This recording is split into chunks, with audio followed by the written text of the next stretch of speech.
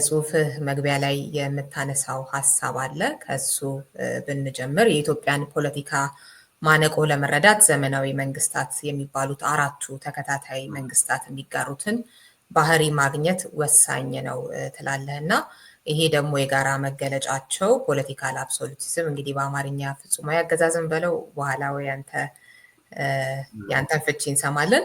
እሱ እንደሆነ ትነግረናለህ የጋራ የሆነ መገለጫቸው እና ንጉሱም ይሁኑ ጠቅላይ ሚኒስትር ወይም ፕሬዚዳንት የሚከተሉት ርዕዮተ ዓለም ወይም አካሄድ ቢለያይም እንኳን በዚህ ጉዳይ ግን መመሳሰላቸውን ትገልጻለህ እና ይህንን ሐሳብ የበለጠ በማፍታታት ብንጀምር። እሺ እንግዲህ ማለት እንደተባለው እንግዲህ ዘመናዊነት ከጀመረ ጊዜ ጀምሮ የምናውቀው እንግዲህ አራት መንግስታት በተራ በተራ ስልጣን ላይ መጥተዋል። እነዚህ መንግስታት በብዙ ነገር ይለያሉ። በአስተሳሰብ፣ በአይዲዮሎጂ፣ በአወቃቀርም ይለያሉ።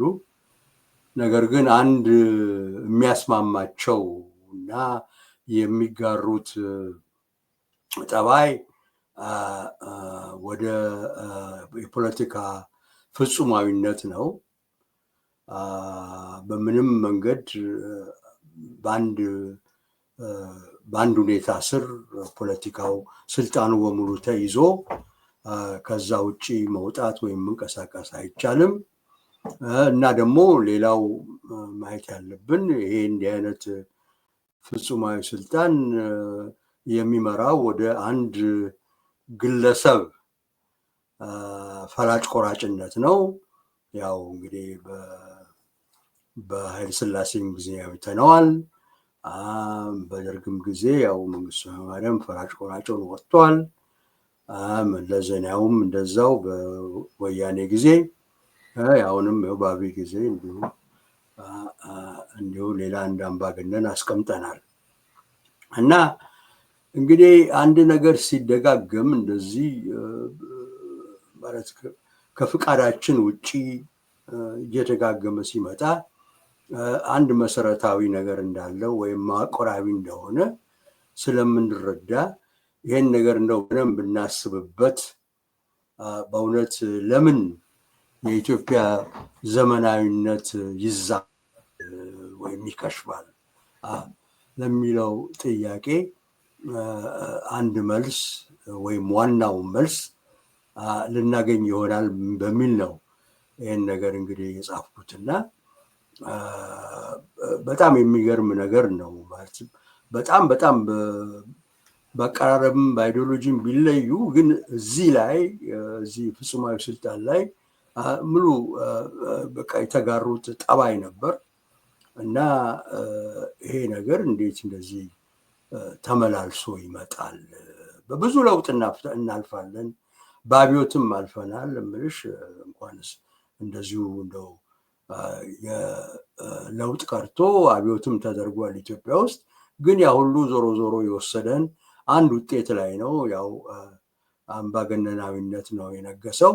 ከዛም ደግሞ አልፎ የአንድ ግለሰብ አምባገነናዊነት ስለሆነ እንግዲህ ይህን ነገር በደንብ ብናስብበት ጥሩ ነው የሚል ነው። እኔ በሚል ነው እንግዲህ የጻፍኩትና ለአንዳንድ ችግሮቻችን መፍትሄም ሊሰጠን ይችላል።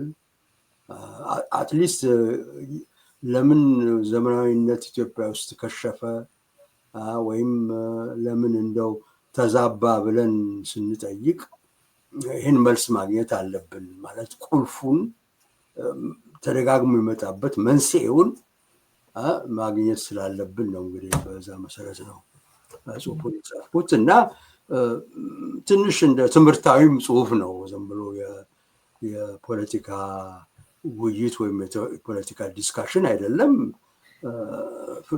ፍልስፍና መሰረት ያለው እና እንደው ያስተምራልን ብዬ የጻፍኩት ነገር ነው እና አሁን በዝርዝር አንዳንድ ዋና ዋና ነጥቦችን ብናገር የተበለጠ ይብራራል። እንግዲህ እዚህ ውስጥ አንድ መጀመሪያ የማስገባው እኔ የባህል መሰረት እንዳለው ባህላዊ አመለካከት እንደሆነ ትንሽ መገንዘብ ያስፈልጋል። እና ለዚህ ነው ዋና መጀመሪያ እንደው ኢትዮጵያውያን ስለ ስልጣን ያላቸው ግንዛቤ ምንድን ነው? እንዴት ነው ስልጣንን የሚያዩት? እንዴት ነው ስልጣንን የሚመለከቱት? እና የሚለውን ጥያቄ ከድሮ ታሪክም ተነስቶ አሁን በዘመናዊነት አንዱ ያልተለወጠው ነገር ቢኖር ይሄ ነው።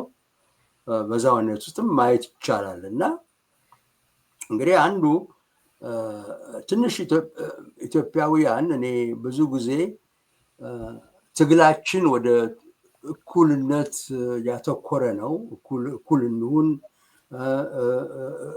በብሔረሰብም ሆነ በግለሰብም ሆነ የእኩልነት ትግል ነው እስካሁን ድረስ እናካሄድ የነበረው። እና በእውነቱ የነፃነት ትግል ነፃ የመሆን ፍሪደም የሚባለው በፈረንጆቹ አነጋገር እሱ ላይ ብዙ አላተኮርንም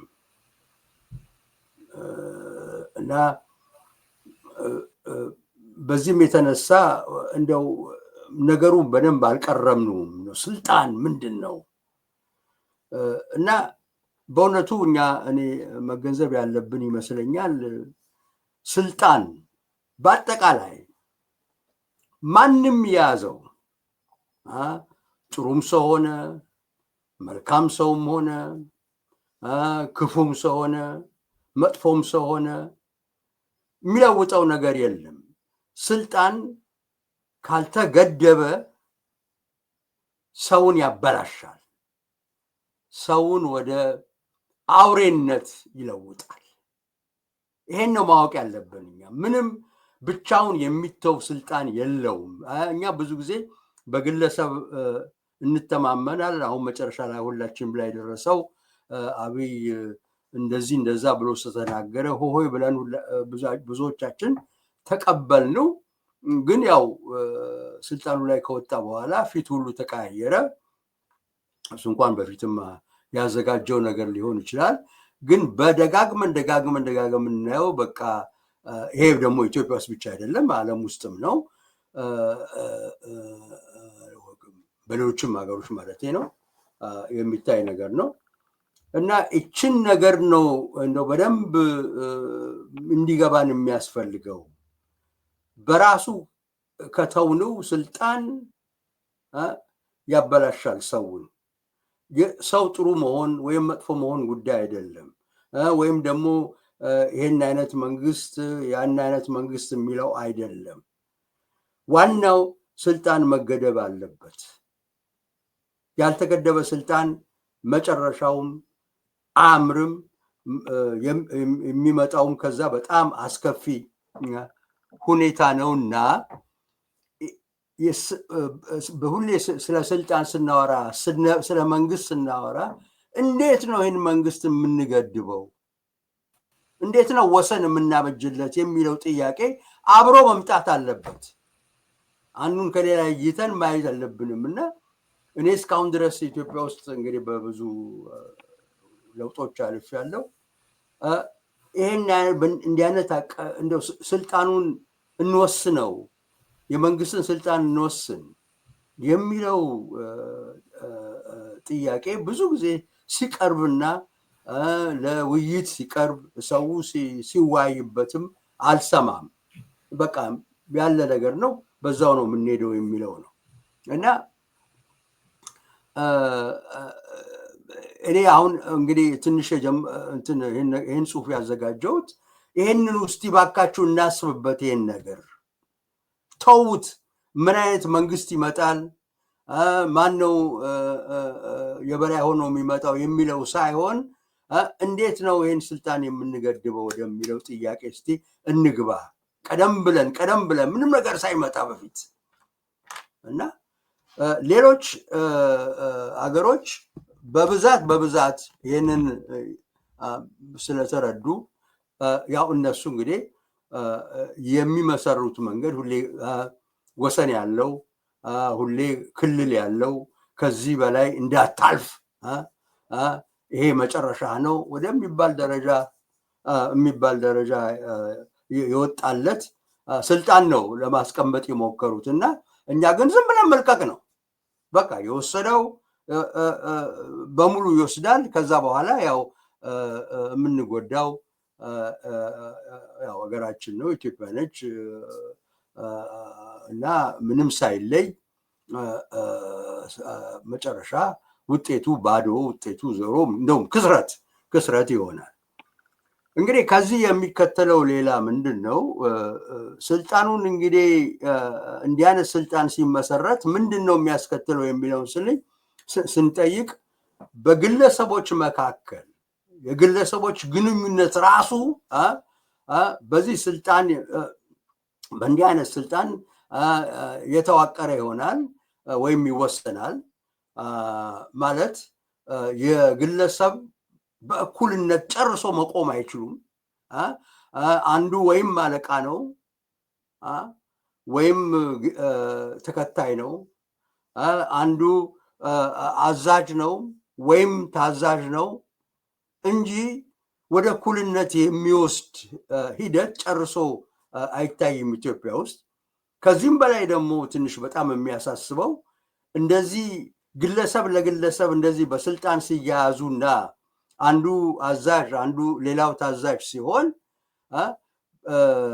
የጋራ ጥቅም ለጋራ ጥቅም የመቆም ነገር ጭራሽ እየተዳከመ ሄድና በቃ በግለሰቦች መካከል የሚደረግ ነገር ይሆናል እና እንደምናውቀው ይሄ ቨርቲካል ግንኙነት የሚባለው በቃ ያ ብቻ ነው ለኢትዮጵያኖች ወይ ለኢትዮጵያውያን ቁም ነገር የሚሰጡትና አብሮ የጋራ ጥቅም የሚለውን ነገር ጭራሽ ብዙ የማይገባቸው ደግሞ ካልገባቸውም ያው ሁለተኛ ደረጃ ሶስተኛ ደረጃ የሚያስቀምጡት ነው እና የመሾም ለአለቃው መገዛት አለቃው የሚለውን በሙሉ ማድረግ እሺ ማለት ወደዛ ነው የሚወስደን እንዲህ አይነት ስልጣን ካስቀመጥን እና የግለሰቦችም እኩልነት ይሸረሸርና ጭራሽ እኩልነት የሚለው ራሱ ምን ማለት እንደሆነ ይጠፋናል። ምን ማለት ነው? አሁን ኢትዮጵያ ውስጥ እኔ በፍጹም ሊገባኝም አይችልም። ዝም ብሎ ለአለቃ መታዘዝ ነው የሚታየኝ። ይሄ በወታደር ውስጥ ብቻ አይደለም በሲቪሎቹም ውስጥ ነው እና በቃ ባህል ሆኗል። በዛ መሰረት ነው እና ስልጣን የሚከበር ስልጣን የሚፈራ ስልጣን እሺ የሚባል ስልጣን እምቢ ማለት ለእኛ ልክ እንደ ኃጢአት ነው የሚቆጠረው። ስለሆነም ከዚህ ባህል ካልወጣን በምንም አይነት መንገድ ልናሻሽለው አንችልም የሚል ነው። እንግዲህ ሌላው ደግሞ የሚታየኝ ምንድን ነው? በቃ ስልጣን የግድ ፍጹማዊ መሆን አለበት ነው። ሌላ አመለካከት የለንም። አንጻራዊ ወይም ስልጣን የሚጋራ ስልጣን የሚከፋፈል ስልጣን ጨርሶ አይገባንም። ምን እንደሆነ በፍጹም አይገባንም። ምንድነው እምነታችን? ስልጣን ሲከፋፈል ይደክማል እና ኃይሉን ያጣል፣ ይሟሽሻል እና ስልጣን መሆኑ ያቆማል። ስለዚህ ስልጣን ሊሆን የሚችለው በእውነትም ስራ ላይ ሊውል የሚችለውና የሚጠበቀውን ሊሰጠን የሚችለው በአንድ ተጨብጦ በአንድ በኩል ፍጹማዊ ሲሆን ብቻ ነው እና አንድ ሰው የሚገዛው አንድ ሰው የሚያዘው መዋቅር ስናስቀምጥ ነው። አለዛ ይሄ የተከፋፈለ የተበታተነ ስልጣን በፍጹም መከራ ነው የሚያመጣብን፣ እንደውም አይሰራም፣ ጭራሽ ውጤት የማያስገኝ የሚል እምነት ይዘን ቁጭ ብለናል እና ይሄ ሁሉ መለወጥ አለበት ነው። ስልጣን መጋራት የለበትም። በሌላው ሀገር ግን እንደምናየው ያው ስልጣን እንደውም በጋራ የሚያዝ በአንድነት የሚያዝ በምክክር የሚያዝ ነው እንጂ በአንድ ሰው ብቻ በአንድ እጅ ብቻ ተይዞ የሚሰራ ነው ተብሎ ለመናገር ሌሎቹ ሀገሮችም አልደፈሩ። እኛ ጋር ግን ይሄ የተለመደ ነገር ሆኗል። ሌላው እንግዲህ ደግሞ የሚታየኝ ከዚህ የሚከተለው ስልጣን ማለት በሽሚያ የሚገኝ ነው። ይህ ምስል እንግዲህ ተፈጥሯዊ የሆነ ወይም በስምምነት ስልጣን አይተላለፍም፣ አይገኝም። በውይይት ልናመጣው አንችልም። በጉልበት ብቻ ነው። አሸናፊ ነው ስልጣን የሚይዘው። በጣም ይገርማል። አሁን ብዙ ጊዜ እዛም ጽሁፉ ላይ አስቀምጨዋለሁ። ይሄ አልጋ ወራሽ የሚለው አጠራር አባባል የመጣው በኃይለ ሥላሴ ጊዜ ብቻ ነው። በፊት አልነበረም። ዝም ብሎ ጦርነት ነው፣ የጦርነት አሸናፊ ስልጣኑን ይወስዳል። እና በእውነቱ ያው ጃንሆይ ናቸው በህገ መንግስቱ ቀርጸው አልጋ ወራሽ አለ ብለው አስቀምጠው እሱም ብዙ ቅሬታ አስነስቶባቸዋል። እና ስልጣን እንግዲህ በስምነት ወይም ባለ በተወሰነ ስርዓት ውስጥ የሚተላለፍ አይደለም። መጨረሻ ወሳኙ ጉልበት ነው፣ ወሳኙ ኃይል ነው። በኃይል ነው ስልጣን የሚወሰደው፣ ሌላ ምንም ዘዴ የለም ነው። ስለዚህ እንግዲህ በአጠቃላይ የዚህ የስልጣን አመለካከታችን ምን እንደሚያስከትል ስናየው ምንም ሳናወጣ ሳንወርድ በቀጥታ ለመናገር እንችላለን፣ የኋላ ቀርነት ነው። ምክንያቱም ስልጣን እንዲህ አይነት ስልጣን ጦርነት ነው የሚጋብዘው፣ የእርስ በርስ ጦርነት። በተለይ ደግሞ ያው እናውቃለን ጦርነት አውዳሚ ነው። በጦርነት ምንም ሊገነባ አይችልም። ስለዚህ የኛ ኋላ መቅረት ዋናው ምክንያት ይሄ የስልጣን በኃይል የሚያዝ ነው የሚለው ነገር ነው። ደግሞ እዚህ ላይ ደግሞ በእንትን ጨመርንበት፣ የቤተክርስቲያንንም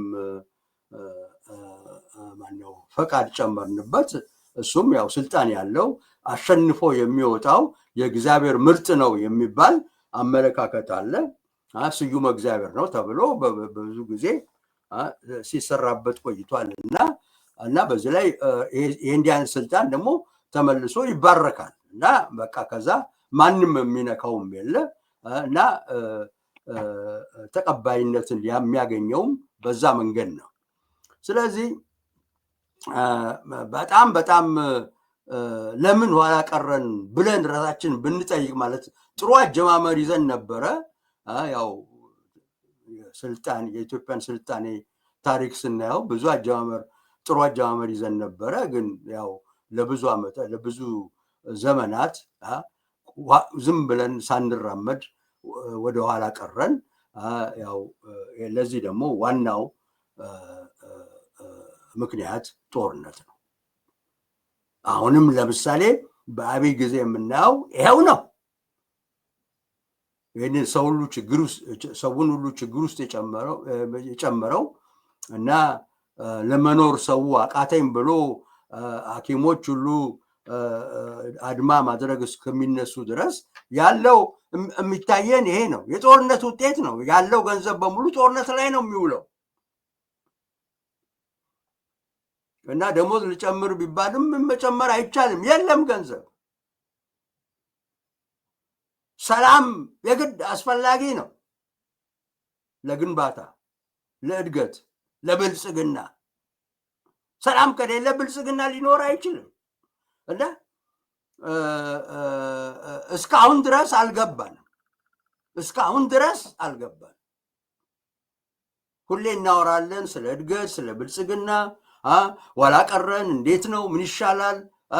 ግን ምን ያስፈልጋል ወደፊት ለመሄድ ለሚለው ነገር ከዚህ ሁኔታ እንዴት እንውጣ ስንል ደግሞ መፍትሄውን አንቀበልም። መፍትሄው ሰላም ማለት ደግሞ በስምነት መስራት አለብን። ሰላም ለማግኘት ተመካክረን የአምባገነናዊ ስልጣን ሳይሆን ተመካክረን መስራት ያለብን ነገር ነው። ስለዚህ እና በዚህ ጊዜ ስልጣንም የሚጋራ ይሆናል። ስልጣንም ይከፋፈላል። በዚህ የተነሳ ያኔ እውነትም አንዱ አምባገነን ሳይሆን ሲቀር ዝም ብሎ ጦርነት መክፈት፣ ዝም ብሎ ጦርነት መጀመር የሚቻል ነገር አይሆንም። ምክንያቱም ሰው በብዛት የሚፈልገው ሰላም ነው። ሰው ጦርነት ውስጥ አስሬ የሚገባው ሊቆጣጠር ያልቻለውን ስልጣን ስላስቀመጠ ነው ራሱ ላይ። እና እኛ መጠየቅ ያለብን አሁን ምንም ይሄ ከሌ ግዛ ከሌ ውረድ ከሌ ውጣ ምናምን ነገር ሳይሆን መጀመሪያ ይህንን ነው፣ ስልጣን መቆጣጠር መቻል አለብን። ከእጃችን እንዲወጣ አያስፈልግም። ሉዓላዊነቱ የህዝብ ስለሆነ ስልጣን ባለቤት የመጨረሻው ባለቤት ህዝብ ነው። ከህዝብ መውጣት የለበትም። ህዝብ ነው መወሰን ያለበት። እና ስለዚህ በእውነቱ ይሄ የስልጣን ነገር የኢትዮጵያን ችግሮች እና ኢንፋክት ዋናውን ችግር ሊገልጽልን የሚችል ሊያስረዳን የሚችል ነገር መሆኑ ግልጽ ነው። ለዚህ ነው እንግዲህ አንዱም ለመጻፍ እንትን ያልኩት።